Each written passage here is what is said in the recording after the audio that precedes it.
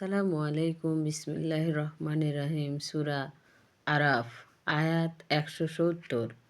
যারা কিতাবকে শক্তভাবে আঁকড়ে ধরে নামাজ প্রতিষ্ঠা করে আমি এইসব সৎকর্মশীলদের কর্মফল কখনো বিনষ্ট করি না। স্মরণ করো আমি যখন পাহাড়কে বনি ইসরায়েলদের উপর তুলে ধরলাম, তা যেন একটা সামিয়ানা। তারা ভাবলো ওটা তাদের উপর বুঝি পতিত হবে। এমত অবস্থায় তাদেরকে বললাম, তোমাদেরকে যা দিলাম তা শক্তভাবে ধারণ করো, আর তাতে যা আছে তা মনে রেখো, যাতে তোমরা তাকওয়া লাভ করতে পারো। স্মরণ করো যখন তোমার প্রতিপালক আদম সন্তানেরা পুষ্ট হতে তাদের বংশধরের বের করলেন, আর তাদেরকে সাক্ষী বানিয়ে জিজ্ঞেস করলেন, আমি কি তোমাদের প্রতিপালক নয়? তারা বলল, হ্যাঁ, এই ব্যাপারে আমরা সাক্ষ্য দিচ্ছি।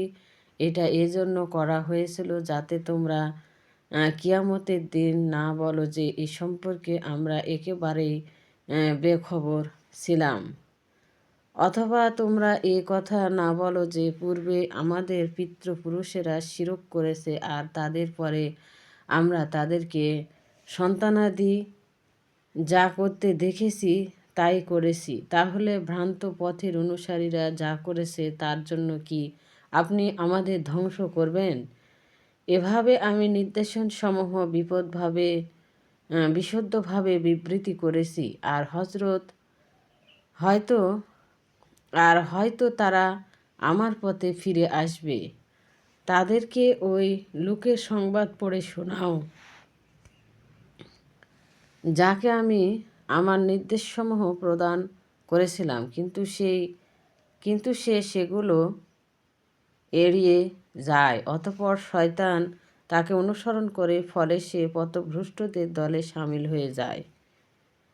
আমি ইচ্ছে করলে আমার নির্দেশনের মাধ্যমে তাকে অবশ্যই উচ্চতর মর্যাদা দিতাম, কিন্তু সে দুনিয়ার প্রতি ঝুঁকে পড়ল আর তার প্রবৃত্তির অনুসরণ করল, তাই তার দৃষ্টান্ত হলো কুকুরের দৃষ্টান্তের মতো। যদি তুমি তার উপর বোঝা চাপাও তাহলে জিভ বের হয়ে হাঁপাতে থাকবে, এবং তাকে ছেড়ে দিও না, জিভ বের করে হাঁপাতে থাকে। এটাই হলো ওই সম্প্রদায়ের উদাহরণ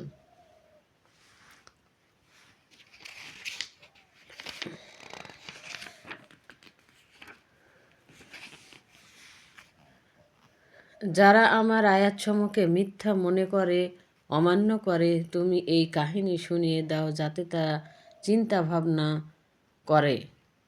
যে সম্প্রদায় আমার আয়াতগুলোকে মিথ্যা মনে করে, প্রত্যাখ্যান করে আর নিজেদের উপর জুলুম করতে থাকে, তাদের উদাহরণ কতই না মন্দ। আল্লাহ যাকে হেদায়েত করেন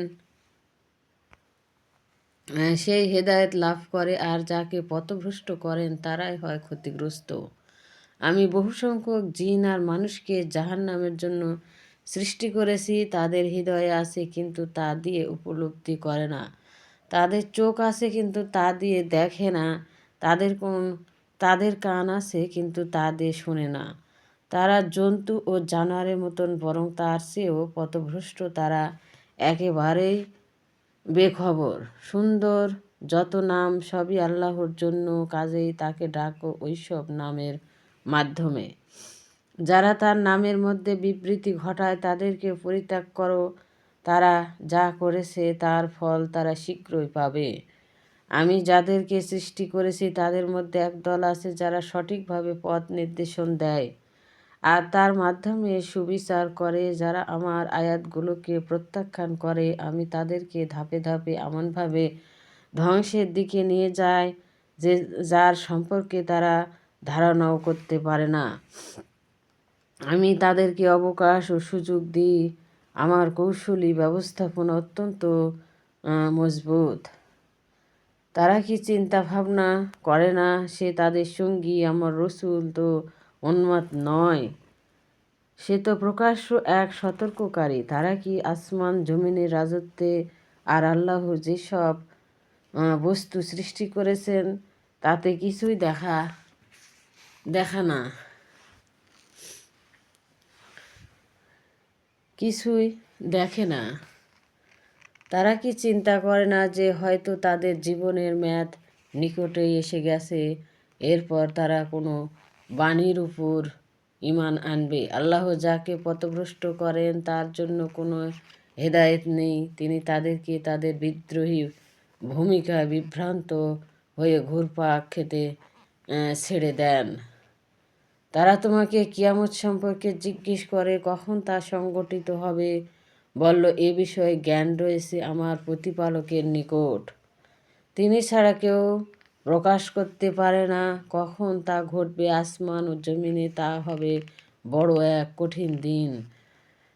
আকস্মিকভাবে তা তোমাদের উপর এসে পড়বে। লোকেরা তোমাকে সম্পর্কে এমনভাবে জিজ্ঞেস করেছে যেন তুমি আগ্রহ সহকারে এটার খুঁজে ব্যস্ত আছো।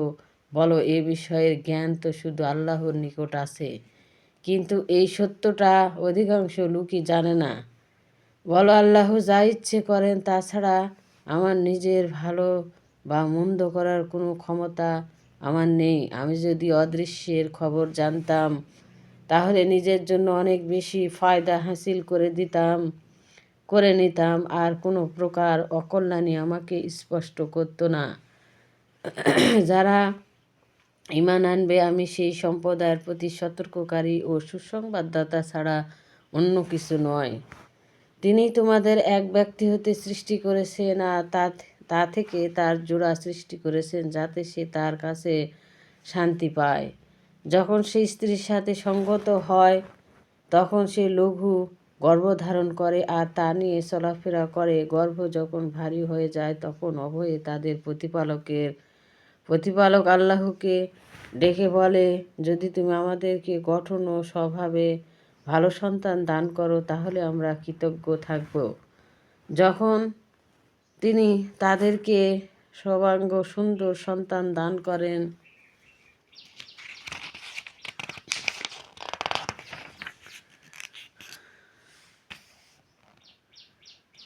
তখন তারা তাদেরকে যা দেওয়া হয় তাতে অন্যকে আল্লাহর শরীক গণ্য করে।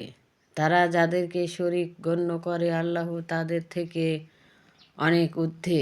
তারা কি এমন কিছুকে শরীক করে যারা কিছুই সৃষ্টি করে না, বরং তাদেরকে সৃষ্টি করা হয়েছে।